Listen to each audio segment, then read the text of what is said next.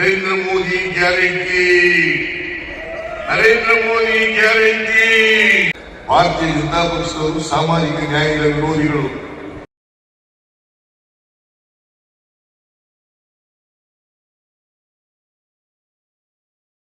ಸಂವಿಧಾನದ ನೈತಿಕತೆಯನ್ನು ಉಳಿಸಬೇಕಾದ್ರೆ ಜನಸಾಮಾನ್ಯರು ಈಗಾಗಲೇ ಕಳೆದ ಒಂದು ತಿಂಗಳಿಂದ ರಾಜ್ಯದ ಎಲ್ಲ ಗ್ರಾಮಗಳಲ್ಲಿ ಸಂವಿಧಾನದ ಜಾಗೃತಿ ಜಾಥಾವನ್ನದಲ್ಲಿ ಭಾಗವಹಿಸಿದ್ದೇನೆ. ನಮ್ಮ ದೇಶದ ಫ್ರೀಡಂ ಅನ್ನ ನೀವು ಓದಿದ್ದೀರಿ. ಅದರಲ್ಲಿ ಈ ಸಂವಿಧಾನವನ್ನ ಭಾರತೀಯರಾದ ನಾವು ನಾವೇ ಒಪ್ಪಿ ಅಧಿನಿಯಮಿಸಿ ಅಂಗೀಕರಿಸಿ ಶಾಸನವನ್ನಾಗಿ ಮಾಡಿಕೊಂಡಿದ್ದೇವೆ.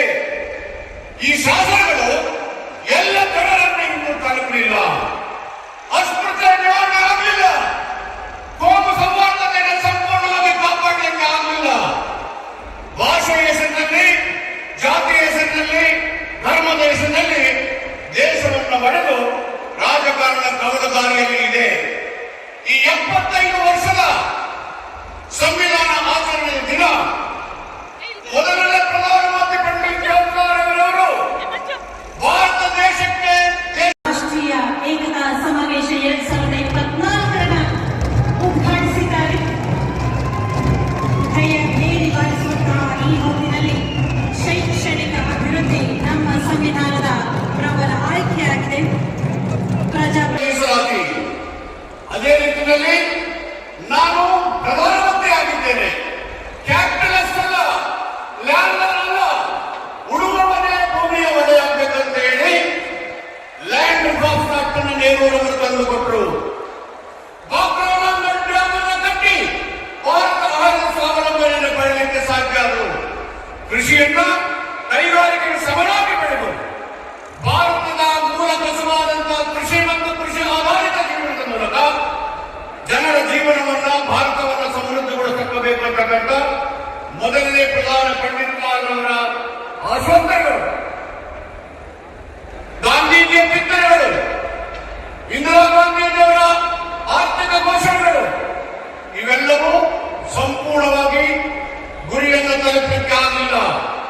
ಇವತ್ತು ಭಾರತ ದೇಶದಲ್ಲಿ ಕೋಮುವಾದ, ಮತೀಯವಾದ, ಧರ್ಮಾಂಧತೆ, ಜಾತಿಯ ನಿರ್ಣಯಗಳು ನಮ್ಮ ಸಂವಿಧಾನಕ್ಕೆ, ಪ್ರಜಾಪ್ರಭುತ್ವಕ್ಕೆ ಅಪಾಯವನ್ನು ಒಡ್ತಾ ಇದ್ದೇವೆ. ಈ ಕಾರಣಕ್ಕೆ ರಾಜಕೀಯವನ್ನು ಬೆಳೆಸಿದರೆ ಜನರಲ್ಲಿ ಜಾಗೃತಿ ಮತ್ತು ಅರಿವನ್ನು ಉಳಿಸಿ ನಮ್ಮ ಸಂವಿಧಾನ ನಮ್ಮ ಜೀವನ. ಸಂವಿಧಾನವನ್ನು ನಾವು ರಕ್ಷಣೆ ಮಾಡಿದ್ರೆ ಸಂವಿಧಾನ ನಮ್ಮನ್ನು ರಕ್ಷಣೆ ಮಾಡತಕ್ಕಂಥ ದೇಶಗಳಿಂದ ಈ ಒಂದು ಕಾರ್ಯಕ್ರಮವನ್ನ ರಾಜ್ಯಾದ್ಯಂತ ಹಮ್ಮಿಕೊಂಡಿದ್ದೇವೆ.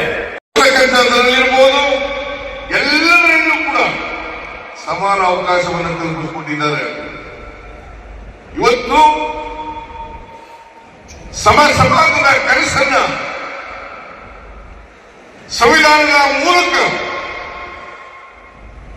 ಬಾಬಾ ಸಾಹೇಬ್ ಅಂಬೇಡ್ಕರ್ ಅವರು ಆ ಕನಸನ್ನ ಈ ದೇಶದಲ್ಲಿ ಬಿತ್ತಿದ್ದಾರೆ ಅಂತಕ್ಕಂಥದನ್ನು ಅರ್ಥ ಮಾಡ್ಕೋಬೇಕಾಗ್ತದೆ. ಅವರು ಸಂವಿಧಾನ ಕಾನ್ಸ್ಟಿಟ್ಯೂಂಟ್ ಅಸೆಂಬ್ಲಿನಲ್ಲಿ ಭಾಷಣ ಮಾಡಿದ್ದಾರೆ. ನಾವೆಲ್ಲರೂ ಕೂಡ ಭಾಷಣವನ್ನು ಓದಬೇಕು. 1949 ನವೆಂಬರ್ 25ನೇ ತಾರೀಕು ಕಾನ್ಸ್ಟಿಟ್ಯೂಂಟ್ ಅಸೆಂಬ್ಲಿನಲ್ಲಿ ಅವರು ಭಾಷಣ, ಅದು ಒಂದು ಐತಿಹಾಸಿಕವಾದಂತಹ ಭಾಷಣ ಅಂತಕ್ಕಂಥದ್ದನ್ನು ತಿಳ್ಕಬೇಕಾಗ್ತದೆ. ಅವತ್ತು ಹೇಳಿದ್ದಾರೆ 1950 ಜನವರಿ 26ನೇ ತಾರೀಕು ಈ ಸಂವಿಧಾನ ಜಾರಿಗೆ ಬರುತ್ತದೆ. ಅವತ್ತು ವೈರುಧ್ಯತೆ ಇರ್ತಕ್ಕಂಥ ಸಮಾಜಕ್ಕೆ ನಾವೆಲ್ಲರೂ ಕೂಡ ಕಾಲಿಡ್ತಾ ಇದ್ದೇವೆ. ರಾಜಕೀಯ ಸ್ವಾತಂತ್ರ್ಯ ಎಲ್ಲರಿಗೂ ಕೂಡ ಲಭಿಸಿದೆ. ಪ್ರತಿಯೊಬ್ಬರಿಗೂ ಕೂಡ ಒಂದು ಓಟು, ಒಂದು ಮೌಲ್ಯ ಅಂತಕ್ಕಂಥದನ್ನ ರಾಜಕೀಯ ಸ್ವಾತಂತ್ರ್ಯ ಸಿಕ್ಕಿದೆ. ಆದರೆ ಆರ್ಥಿಕ ಸಾಮಾಜಿಕ ಸ್ವಾತಂತ್ರ್ಯದಲ್ಲಿ ಒಂದು ಮೌಲ್ಯ ಅಂತಕ್ಕಂಥ ಪರಿಸ್ಥಿತಿ ಇಲ್ಲ. ಅದಕ್ಕೋಸ್ಕರ ಸಮಾಜದಲ್ಲಿ ಅಸಮಾನತೆ ಇದೆ. ಸಾಮಾಜಿಕ ಅಸಮಾನತೆ, ಆರ್ಥಿಕ ಅಸಮಾನತೆ, ಇಂಥ ವೈರುಧ್ಯತೆ ಇರ್ತಕ್ಕಂಥ ಸಮಾಜಕ್ಕೆ ನಾವು ಕಾಲಿಡ್ತಾ ಇದ್ದೀವಿ. ಈ ಅಸಮಾನತೆಯನ್ನು ಹೋಗಲಾಡಿಸ್ತಕ್ಕಂಥದ್ದು ಪ್ರತಿಯೊಂದು ಸರ್ಕಾರದ ಕರ್ತವ್ಯ. ಯಾರೇ ಅಧಿಕಾರಕ್ಕೆ ಬರಲಿ ಅವರೆಲ್ಲರೂ ಕೂಡ ಸಂವಿಧಾನದ ದೇವರನ್ನ ಜಾರಿಗೆ ಕೊಟ್ಟು ಅದರ ಆಶಯಗಳನ್ನು ಈಡೇರಿಸತಕ್ಕಂಥ ಪ್ರಯತ್ನವನ್ನು ಮಾಡಬೇಕು. ಮತ್ತೆ ಸಮಾಜವನ್ನು ಕಟ್ಟತಕ್ಕಂಥ ಕೆಲಸವನ್ನು ಮಾಡಬೇಕು. ಅದಕ್ಕೋಸ್ಕರ ಕೇವಲ ರಾಜಕೀಯ ಪ್ರಜಾಪ್ರಭುತ್ವ ಸಿಕ್ಕಿದ್ರೆ ಸಾಲದು. ರಾಜಕೀಯ ಪ್ರಜಾಪ್ರಭುತ್ವ ಸಾಮಾಜಿಕ ಪ್ರಜಾಪ್ರಭುತ್ವದ ತಳಹದಿಯ ಮೇಲೆ ನಿಂತಾಗ ಮಾತ್ರ ಆರ್ಥಿಕ ಸಮಾನತೆ ಕೂಡ ಸಿಗಲಿಕ್ಕೆ ಸಾಧ್ಯ ಆಗ್ತದೆ ಅಂತಕ್ಕಂಥ ಎಚ್ಚರಿಕೆಯ ಮಾತುಗಳನ್ನು ಕೂಡ ಹೇಳಿದ್ದಾರೆ.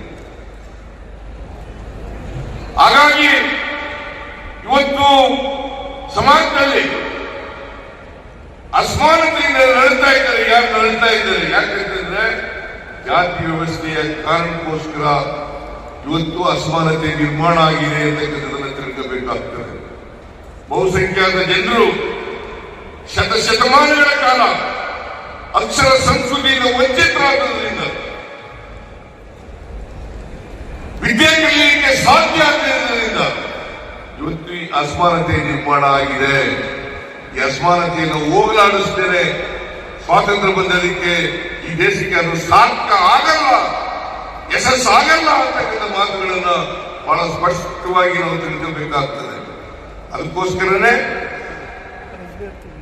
ಕಾಂಗ್ರೆಸ್ ಪಕ್ಷ ಕರ್ನಾಟಕದಲ್ಲಿ ಹಿಂದೆ ಅಧಿಕಾರದಲ್ಲಿದ್ದಾಗ ನಾವು ಯಾವ ವರ್ಗ, ಯಾವ ಜನ ಅವಕಾಶಗಳಿಂದ ವಂಚಿತರಾಗಿದ್ದಾರೆ ಆ ಜನರಿಗೆ ಆರ್ಥಿಕವಾಗಿ, ಸಾಮಾಜಿಕವಾಗಿ ಶಕ್ತಿ ತುಂಬತಕ್ಕಂಥ ಅವರು ಕೂಡ ಈ ಸಮಾಜದಲ್ಲಿ ಸ್ವಾಭಿಮಾನದಿಂದ ಬದುಕತಕ್ಕಂಥ ವ್ಯವಸ್ಥೆಯನ್ನ ನಿರ್ಮಾಣ ಮಾಡತಕ್ಕಂಥ ಕೆಲಸವನ್ನು ನಾವು ಮಾಡೋದು.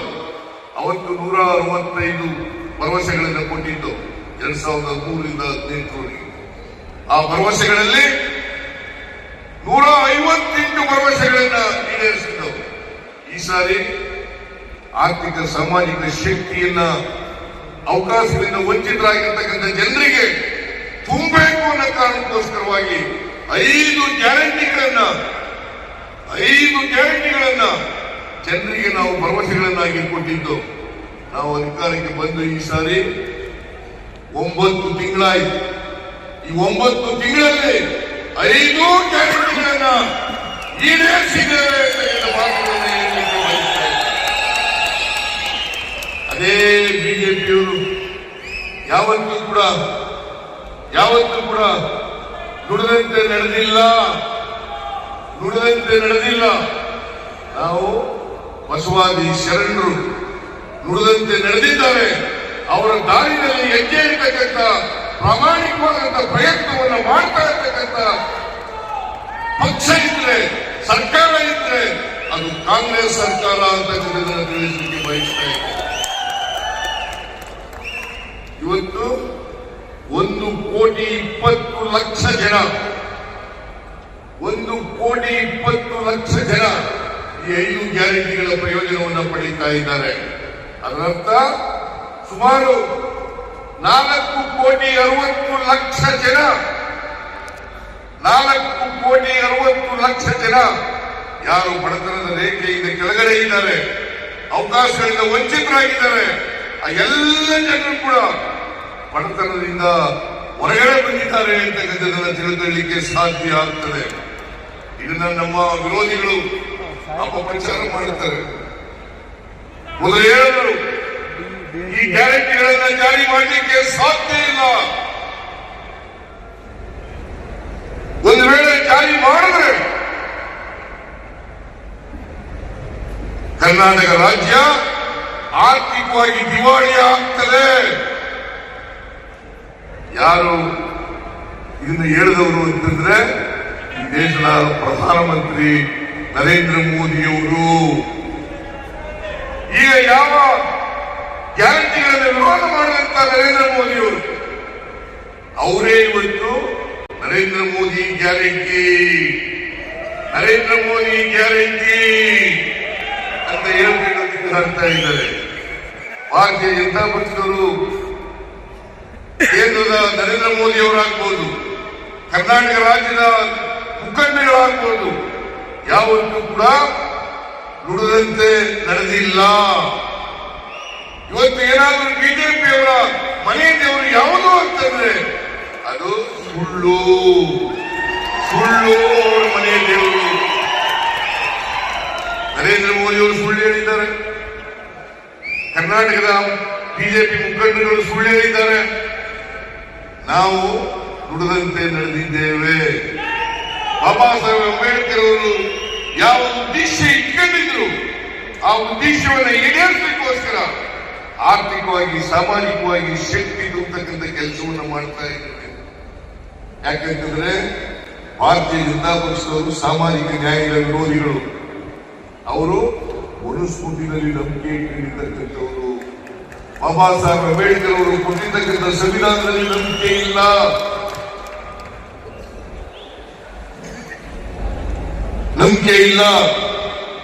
ಅದರಿಂದ ನೇರವಾಗಿ ಸಂವಿಧಾನವನ್ನು ರದ್ದುಪಡಿಸಿದ ಈ ದೇಶದಲ್ಲಿ ರಕ್ತಪಾತ ಆಗ್ತದೆ, ರಕ್ತ ಕ್ರಾಂತಿ ಆಗ್ತದೆ ಅಂತ ಹೇಳಿ ಸಂವಿಧಾನವನ್ನು ತಿರುಗತಕ್ಕಂಥ ಕೆಲಸವನ್ನ ಮಾಡ್ತಾರೆ, ದುರ್ಬಲಗೊಳಿಸತಕ್ಕಂಥ ಕೆಲಸವನ್ನ ಮಾಡ್ತಾರೆ. ನಿನ್ನೆ ಹೇಳಿದ ಅಬ್ರಾಹಿಂ ಲಿಂಕನ್ ಹೇಳಿದ್ರು, ಅಮೆರಿಕ ದೇಶದ ಸಂಸತ್ತು ನ್ಯಾಯಾಲಯ ಈ ದೇಶದ ಅಮೆರಿಕ ದೇಶದ ಪ್ರಜೆಗಳ ಆಸ್ತಿ.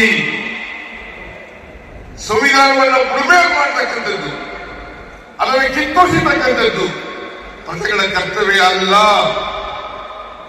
ಸಂವಿಧಾನವನ್ನು ರಕ್ಷಣೆ ಮಾಡತಕ್ಕಂಥದ್ದು, ನ್ಯಾಯಾಲಯವನ್ನು ರಕ್ಷಣೆ ಮಾಡತಕ್ಕಂಥದ್ದು, ಪ್ರಜಾಪ್ರಭುತ್ವವನ್ನು ರಕ್ಷಣೆ ಮಾಡತಕ್ಕಂಥದ್ದು ಎಲ್ಲರ ಕರ್ತವ್ಯ, ನಮ್ಮ ಜನರ ಕರ್ತವ್ಯ ಅಂತಕ್ಕಂಥದ್ದು, ಭಾರತೀಯರ ಕರ್ತವ್ಯ, ಕನ್ನಡಿಗರ ಕರ್ತವ್ಯ ಅಂತಕ್ಕಂಥದ್ದನ್ನ ಅರ್ಥ ಮಾಡ್ಕೊಂಡು ಸಂವಿಧಾನಕ್ಕೆ ವಿರುದ್ಧವಾಗಿದ್ದಾರೆ. ಯಾರು ಸಂವಿಧಾನಕ್ಕೆ ವಿರುದ್ಧವಾಗಿದ್ದಾರೆ ಆ ಜನರನ್ನ ಕಿತ್ತು ಒಗೆದಾಗ ಮಾತ್ರ ನಮ್ಮ ಸಂವಿಧಾನವನ್ನು ಉಳಿಸಲಿಕ್ಕೆ ಸಾಧ್ಯ ಆಗ್ತದೆ. ಸಂವಿಧಾನ ಉಳಿದರೆ ನಾವೆಲ್ಲ ಉಳಿಲಿಕ್ಕೆ ಸಾಧ್ಯ ಆಗ್ತದೆ. ಸಂವಿಧಾನ ಇಲ್ಲದೆ ಹೋದ್ರೆ ಬಡವರು, ದಲಿತರು, ಹಿಂದುಳಿದವರು, ಅಲ್ಪಸಂಖ್ಯಾತರು, ಮಹಿಳೆಯರು, ಕಾರ್ಮಿಕರು ಉಳಿಲಿಕ್ಕೆ ಸಾಧ್ಯ ಆಗಲ್ಲ. ಇದನ್ನ ನಾವೆಲ್ಲರೂ ಕೂಡ ಅರ್ಥ ಮಾಡ್ಕೋಬೇಕಾಗ್ತದೆ. ಅದಕ್ಕೋಸ್ಕರ ಇವರು ಅಪರೋಕ್ಷವಾಗಿ ಸಂವಿಧಾನವನ್ನ ದುರ್ಬಲಗೊಳಿಸತಕ್ಕಂಥ ಪ್ರಯತ್ನವನ್ನ ಭಾರತೀಯ ಜನತಾ ಪಕ್ಷದವರು ಮಾಡ್ತಾ ಇದ್ದಾರೆ. ಅದಕ್ಕೆ ಬಾಬಾ ಸಾಹೇಬ್ ಅಂಬೇಡ್ಕರ್ ಅವರು ಮಾತನ್ನು ಹೇಳಿದರು, ಈ ಸಂವಿಧಾನದ ಯಶಸ್ಸು ಸಿಗಬೇಕಾದ್ರೆ, ಈ ಸಂವಿಧಾನದ ಶ್ರೇಷ್ಠತೆಯನ್ನ ಉಳಿಸಬೇಕಾದ್ರೆ ಯಾರ ಕೈನಲ್ಲಿ ಸಂವಿಧಾನ ಇರ್ತದೆ ಅದು ಬಹಳ ಮುಖ್ಯ. ಸಂವಿಧಾನದ ಪರವಾಗಿ ಉಳಿದರೆ ಮತ್ತೆ ಕಾರ್ಮಿಕರು ಉಳಿಲಿಕ್ಕೆ ಸಾಧ್ಯ ಆಗ್ತದೆ. ಸಂವಿಧಾನಕ್ಕೆ ವಿರುದ್ಧವಾಗಿರುವ ಕೈನಲ್ಲಿ ಇದ್ರೆ ಸಾಧ್ಯ ಇಲ್ಲ. ಇದನ್ನ ನಾವು ಅರ್ಥ ಮಾಡ್ಕೋಬೇಕಾಗ್ತದೆ. ಅದಕ್ಕೋಸ್ಕರ ಸಂವಿಧಾನದ ಬಗ್ಗೆ ಗೌರವ ಇರ್ತಕ್ಕಂಥ, ಸಂವಿಧಾನದ ಬಗ್ಗೆ ನಂಬಿಕೆ ಇರ್ತಕ್ಕಂಥ, ಸಂವಿಧಾನದ ಬಗ್ಗೆ ಬದ್ಧತೆ ಇರ್ತಕ್ಕಂಥ ಜನರ ಕೈಯಲ್ಲಿ ಅಧಿಕಾರ ಇರಬೇಕು, ಅದನ್ನು ನೀವು ಮಾಡಬೇಕು ಅಂತಕ್ಕಂಥ ಮನವಿಯನ್ನ ನಿಮ್ಮಲ್ಲಿ ಅತ್ಯಂತ ಕಳಕಳಿಯಿಂದ ಪ್ರಾರ್ಥನೆ ಮಾಡಲಿಕ್ಕೆ ಬಯಸ್ತಾ ಇದ್ದೀನಿ. ಮುಂಬರ್ತಕ್ಕಂಥ ಲೋಕಸಭಾ ಚುನಾವಣೆಯಲ್ಲಿ ಸಂವಿಧಾನಕ್ಕೆ ವಿರುದ್ಧ ಇರ್ತಕ್ಕಂಥ, ಸಾಮಾಜಿಕ ನ್ಯಾಯಕ್ಕೆ ವಿರುದ್ಧ ಇರ್ತಕ್ಕಂಥ, ಸಮಾನತೆಗೆ ವಿರುದ್ಧ ಇರ್ತಕ್ಕಂಥ ಬಿಜೆಪಿಯವರನ್ನು ಸೋಲಿಸಿ ಸಂವಿಧಾನದ ಪರವಾಗಿರ್ತಕ್ಕಂಥವರ ಕಾಂಗ್ರೆಸ್ನವರು ಮತ್ತು ಎಲ್ಲ ಕಾಂಗ್ರೆಸ್ ಬಿಜೆಪಿಯೇತರ ಪಕ್ಷದ ನಾಯಕರಿಗೆ, ಪಕ್ಷಗಳಿಗೆ ಬೆಂಬಲವನ್ನು ವ್ಯಕ್ತ ಮಾಡಬೇಕು ಅಂತೇಳಿ ನಿಮ್ಮಲ್ಲಿ ಅತ್ಯಂತ ಕಳಕಳಿಯಿಂದ ಪ್ರಾರ್ಥನೆಯನ್ನು ಮಾಡಲಿಕ್ಕೆ ತಿಳಿಸ್ತಾ ಇದೆ.